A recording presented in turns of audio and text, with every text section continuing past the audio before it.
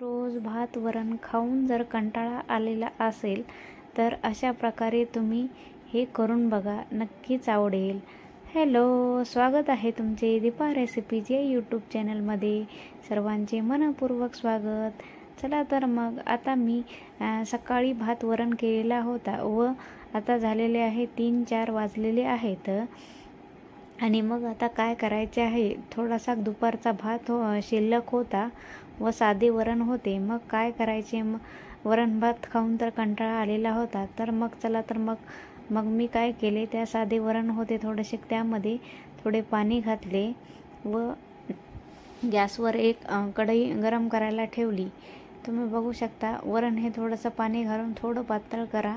थोडं जे आपल्याला जास्त पातळ करायचं नाही. गॅसवर कढई गरम करायला ठेवा व पळीभर तेल घालून त्यामध्ये तेल तापले की त्यामध्ये मोहरी घाला. मोहरी तडतडली की जिरे घाला. जिरे तडतडले की त्यामध्ये लसूण व हिरवी मिरची बारीक कट केलेली हे दोन्हीही तुम्ही घाला व चमच्याच्या मदतीने हे मिश्रण सर्व हलवा. व आपण जे वरणामध्ये थोडेसे पाणी घालून जे फिरवलं होतं का, ते वरण तुम्ही या फोडणीमध्ये टाका व त्याला छानशी उकळी येऊ द्या व चवीनुसार मीठ घाला व 2 मिनटं झाकून ठेवा, म्हणजे त्याला छान अशी खळखळ उकळी येईल. तुम्ही बघू शकता आपलं वरण हे फोडणी दिलेलं आहे. चला तर मग आता मी यामध्ये झाकण ठेवत आहे आणि 2 मिनटं उकळी आली की जो भात शिल्लक राहिलेला होता तो भात यामध्ये तुम्ही टाका व वरतून थोडीशी बारीक कट केलेली हिरवी कोथिंबीर घाला.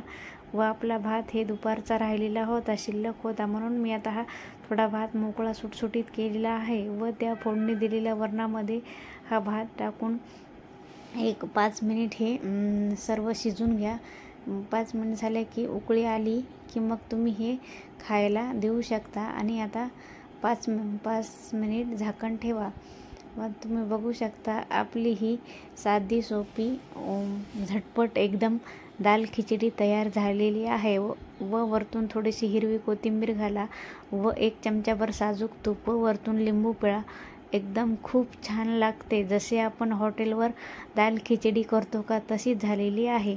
तुम्ही नक्की करून बघा. आवडल्यास नक्की लाईक, शेअर आणि सबस्क्राईब करायला विसरू नका. धन्यवाद.